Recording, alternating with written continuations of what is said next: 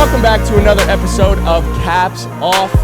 We're going to do a little quick, a little short, John. All right, something quick, something in and out. But it is my absolute honor, a privilege, to welcome an NFL player that is just one of 8 guys since 2017 to have at least 600 tackles, 10 interceptions, 5 forced fumbles, someone who led the league in defensive snaps last season, a man coming off a career high in tackles and INTs, a man who's also got a business marketing degree because he's probably smarter in business than I could ever be, and a 9-year NFL veteran, and the starting safety for the Tennessee Titans, Xavier Woods. Welcome to Caps Off, man. What's up, man? I appreciate y'all having me, man. You made that sound great. I appreciate you, man. Yeah, well, you are great. You are great. How you doing? What are the vibes? Talk to me. I'm good, man. How about you? I'm good, man. I'm good. You were just telling me that you are right outside the facility, getting ready to go inside. So we are going to be very quick and very prompt with it. But I'm curious for you, dude. It's been a tough year. 1-9, tough start to the season. How we staying locked in? How we keeping the mentals? Man, unfortunately, I've been through this before. I was in Carolina the past few years, so we didn't have the great success there. So I've kind of got not comfortable, but unfortunately, I've gotten used to this type of feeling, which I don't like. But I kind of know how to maneuver through it. Yeah, how do you maneuver through it? Like, no bullshit. Mm-hmm. How do you maneuver through being 1-9 and going into the locker room every single week and just, hey guys, we still got to fucking do this. We still got to show up. Like, what is the actual maneuverability from your vantage point? Week by week, man, honestly, this is like a DB. You just got to be like, it's just the mindset of, even though, we lost last week, this week, we're the best team in the world until proven otherwise. Yeah. That's actually a good way to look at it. That's week by week. On the week. You give up a pass, or you give up a completion, next play. And that's how you got to take it. I mean, we lost last week. Then this week, we're the best team in the world until proven otherwise. And you got to act like you got to act accordingly. Fuck yeah, you are. Got to act accordingly. X, you want to know the best part about this week? What? Is that the best team in the league right now, which people might say is the Colts, or that might say is the Patriots, or any of these teams, guess what their record is? Oh, I know. 0-0. Sure. You got to prove everybody. Guess what your record is? On Sunday. Exactly. But you just said as a DB, so I have to ask you, the most important thing just happened as a DB in the NFL today. We're seeing Spitgate again, okay? Jalen Ramsey versus Jalen Ramsey versus Jamar Chase, I should say. Yeah. What are your thoughts on Spitgate? All right? What are your thoughts? How do you spit on a grown man? You've gone against Jamar Chase when you were in Carolina. Can you talk to me a little bit about that? What are your thoughts? That spitting shit is crazy. I was just raised a little bit. I was raised, I don't know. You just don't spit on a man. That's about disrespect. That's one of the most disrespectful things you can do, besides inviting somebody to your private parts. Other than that, spitting on somebody is crazy. I don't blame what Jaden did. I might have took it further.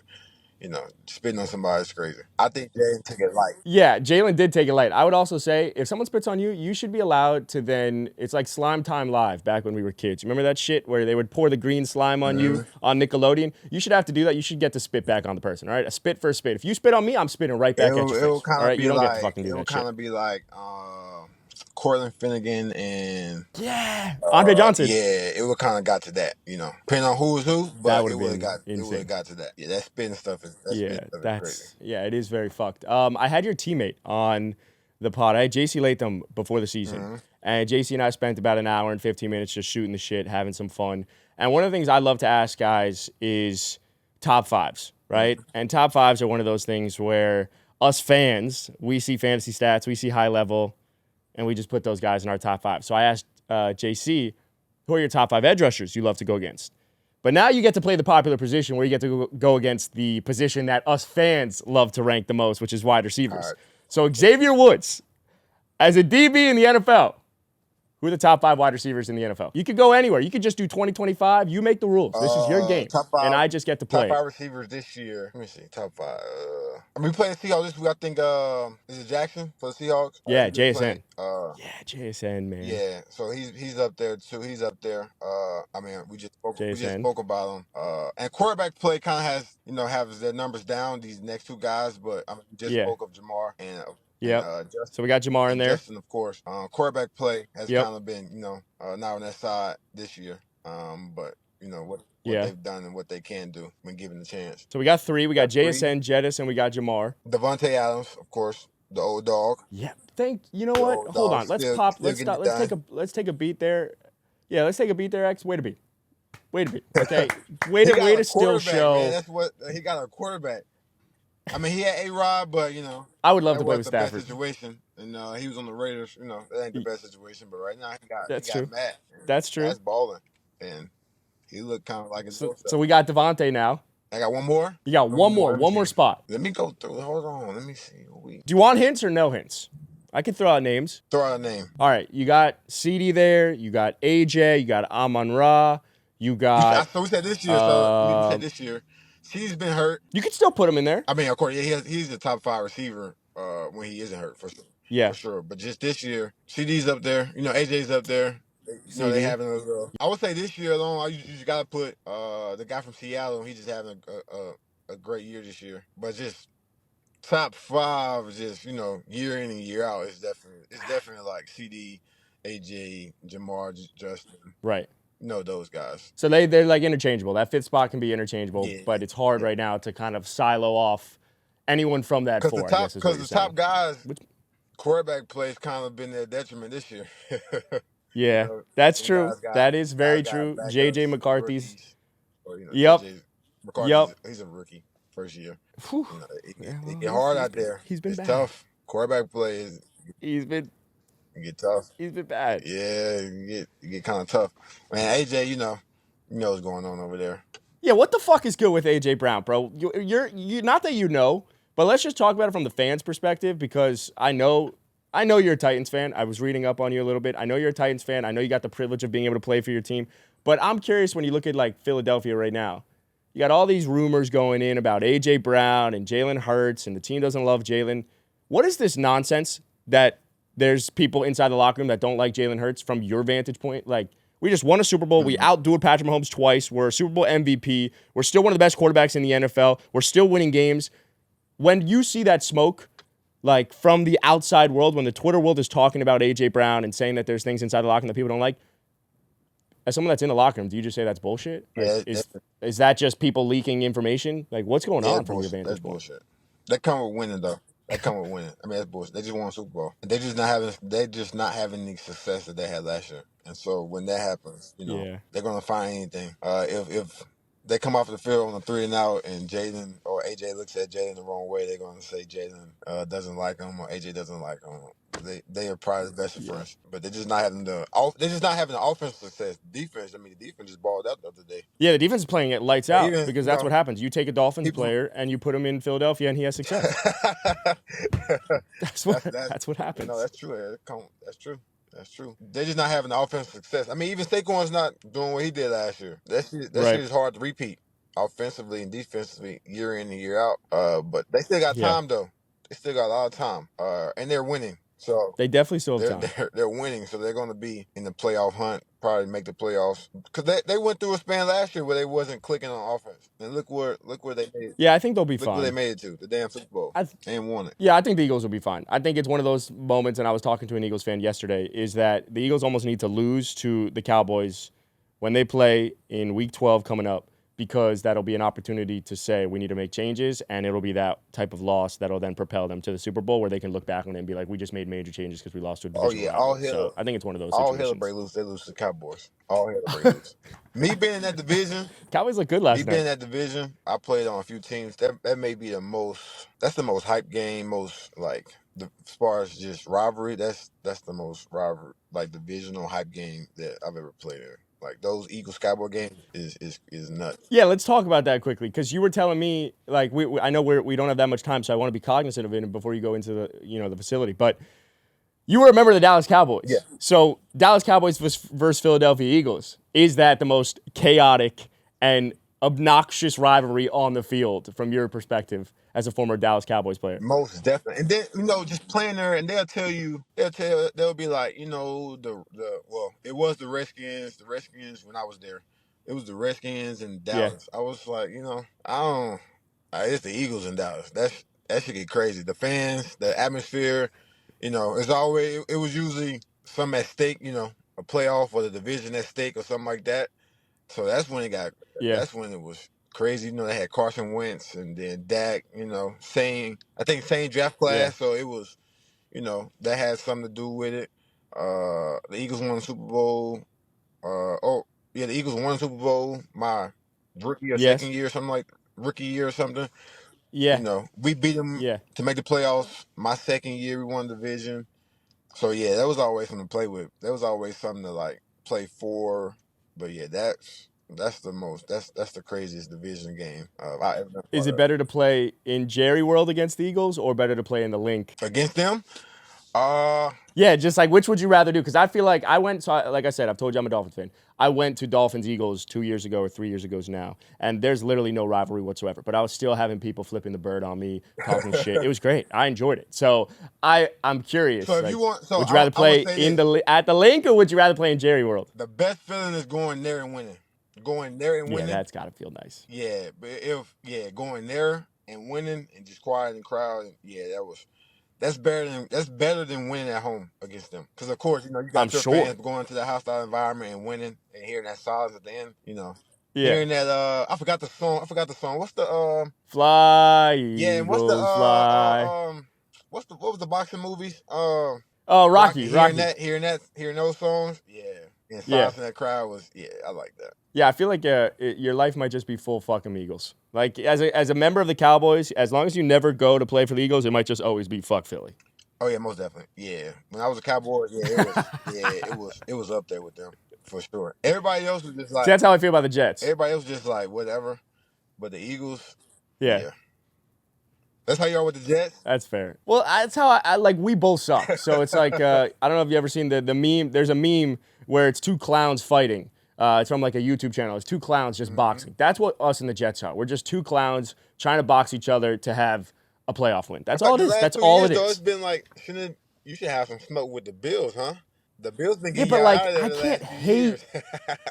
I can't hate on the Bills though for some reason. I don't know what it is. Like I just can't be mad, given that if they've gone to multiple Super Bowls, if the Dolphins went to multiple Super Bowls and we lost all of them, I'd feel bad for you. It's like the Make-A-Wish kid. You know, the Bills are just a Make-A-Wish team. They keep getting to the Super Bowl, and you just want to see them win a Super Bowl. 2 years ago, if y'all lose that game and y'all don't have to go to cold ass Kansas City, Kansas City. y'all would probably made it a little bit further. But Yeah. yeah, You know, that's what, you know, X? going from 80-degree weather to zero, that ain't football weather, and it's different. Yeah, X, I think we're gonna have to do one of these things where we're gonna have a longer episode sometime in the future because we got a lot of fucking shit to unpack. I think there's a lot of things to talk about here Down because for right now you are just poking the bear. You're poking the bear a little bit with Dolphins talk. You're throwing smoke on the fire, and that's okay. My bad, but y'all did have I a want to talk squad to you though. about something. Y'all did have a squad. We did have a squad, and we'll be all right. We'll be all right. 0-degree weather, them hamstrings get tight. You know, it can't be as fast. Yeah, but that's like football weather. That's like what you want Nah, to I play want in. nah, X, I want to talk to you about something. I want to put into that. Yeah, Snowing that's is fair. not football I weather. wouldn't want to. That's not football weather. What's okay? So then, Xavier Woods, what is football weather to you? If you could have one specific type of weather at a specific stadium, specific day, what is football weather to Under a covered dome. you? You hate the cold, don't you? Hate it. You hate the cold. I know it. That's they have a dome. Minnesota has a dome. The Bills don't. That's crazy. And they built a new stadium. That was crazy. Yeah, well, that's ridiculous. That I was like, why? Or That's crazy. Why everyone should have a dome in the cold sports? Hockey, they play inside. That's true. That is actually very true. That is a great counterpoint. What's another cold sport or something? What's a you know in baseball it get too hot down south, so they have down south teams have covered roofs, retractable roofs. I feel like football should not be played in 0-degree weather or even negative. Well, that just becomes, I feel like, a neutral territory then at that point. Once you're like, there's no weather to affect either side, it becomes a neutral site. And it's just why I feel like the New England Patriots won't do anything if they have to go into Indianapolis. You know, it's one of those, a neutral site, get them indoors. If it has to be Indianapolis versus the New England Patriots in 2025, you're just going to lose to Daniel Jones. And that's nobody like that cold shit.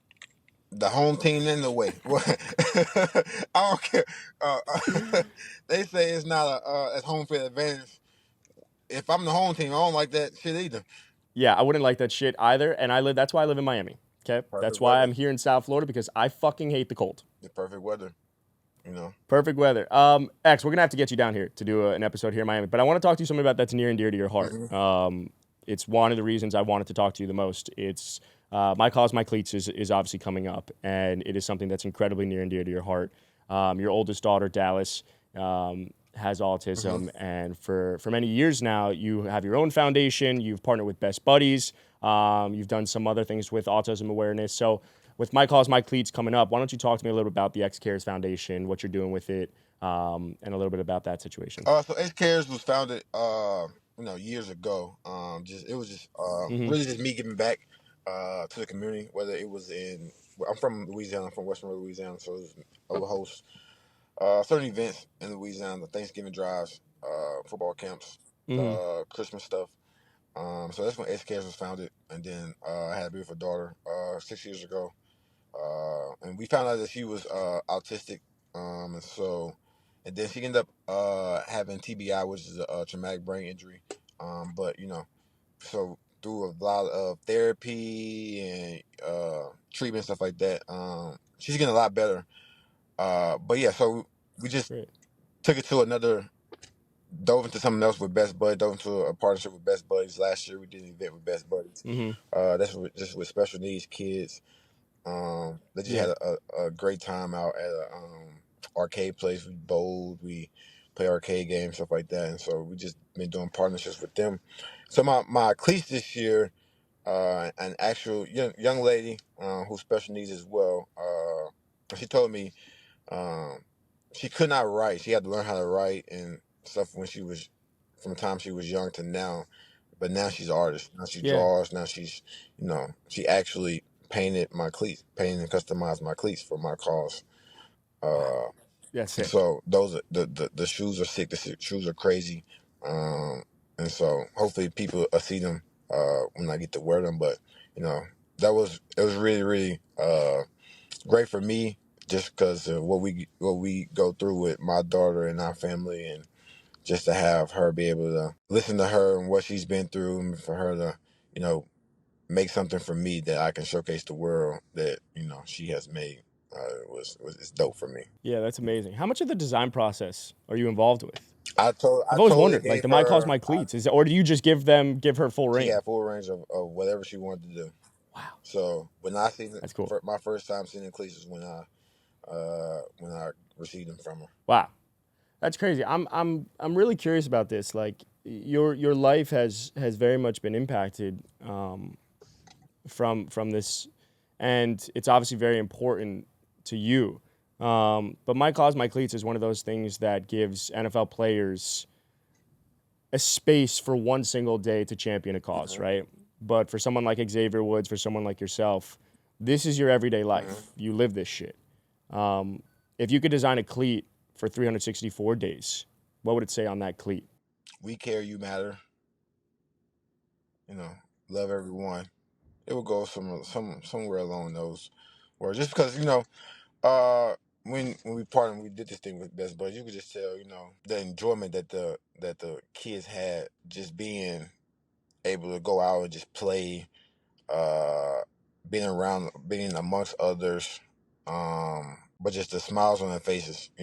Some kids may not get that all the time. Some kids may not get the patience and the love from a parent or a guardian at all times. It's tough.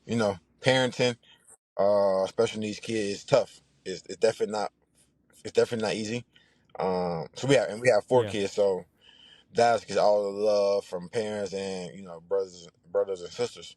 But some kids may not get that, and just to show kids that they matter, show kids that no matter what they're going through, they didn't ask to be in a situation that they didn't ask to be injured if someone was injured, but they didn't ask to be born in the way which they were born. But everyone, we depend on everyone. Everyone matters, and just love everybody, man. Just because we're no greater than the next person.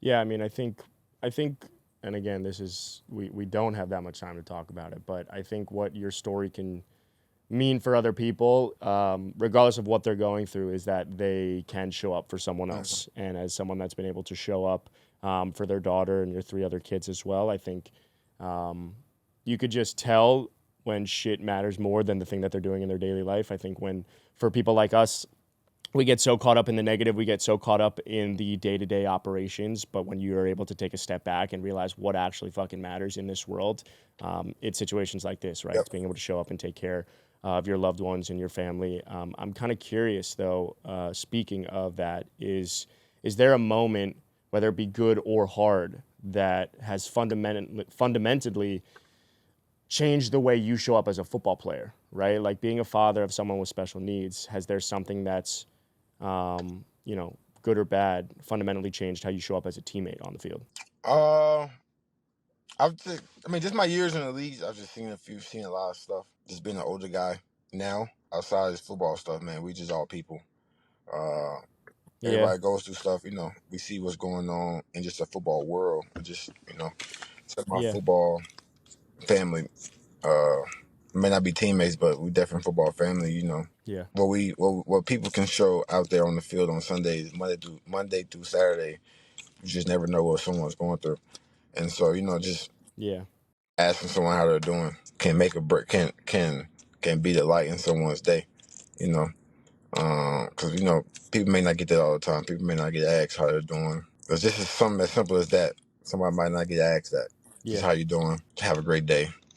yeah, Speak to others who want to 100%. be spoken to, from top down. Yeah, it's well said. I mean, I think treat others the way you want to be treated, as cliche as it is. I've always felt that cliches exist because they're so easy that they sit right in front of us, and yet we can't master the easy things, right? So they're cliches for a reason, I but mean, I that's speak to important. everyone.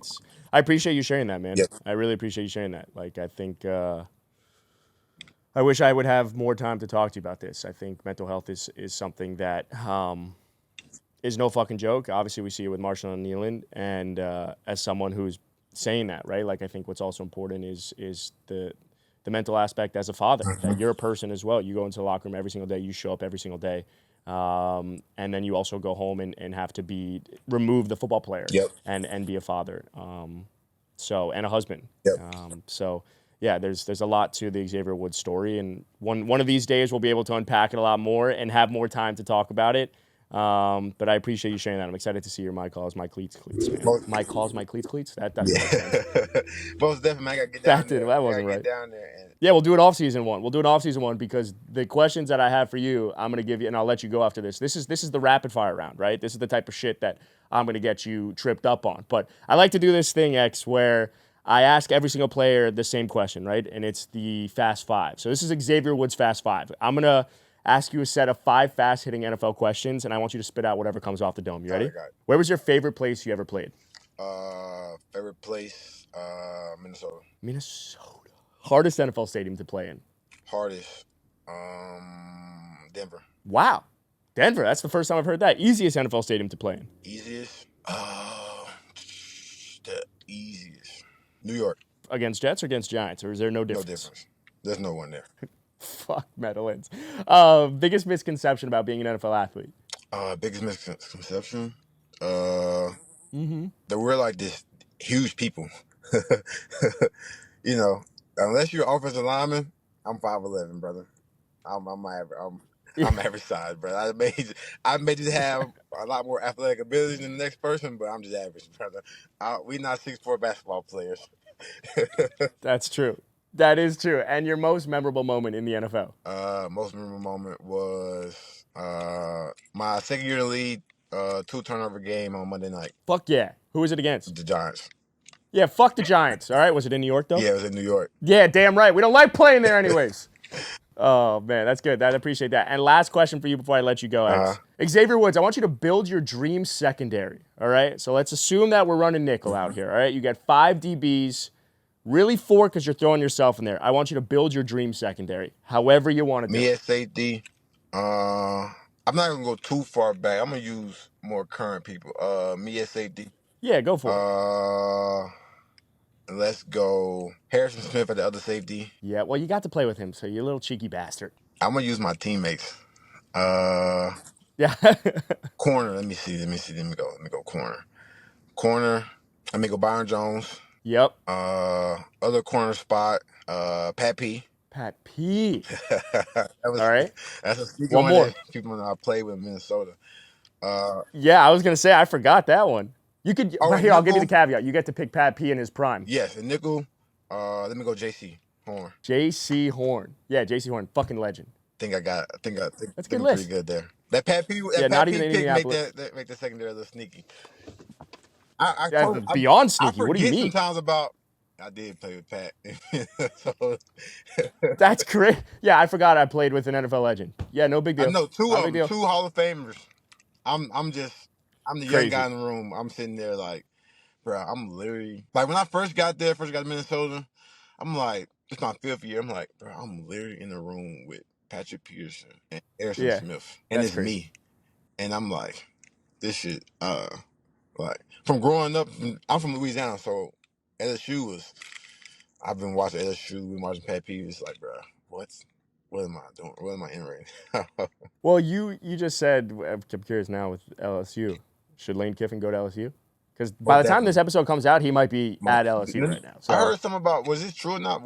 Did he land the LSU in Baton Rouge last night? yeah, I saw his. They said his family members were seen checking out Oh yeah, LSU. the Take wife that for gotta what go. it is. The wife gotta go check out the houses down there in Baton Rouge Yeah, you got for to. sure.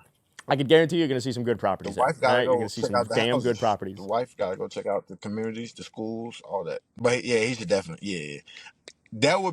That's a Les Miles type of signing right there, just far as just the Yep. aura. Yeah, the aura that Lena have there. Yeah, that'll bring us back to less eating grass. The SEC is going to be different next year. When you have Lane Kiffin going from Ole Miss to LSU, that's called scenes. That's called an absolute fucking movie. Xavier Woods, Yeah, you're the man. Seriously, I appreciate the time. I know you've been sitting in your car for 30 minutes just talking to some average wannabe Dolphins fan.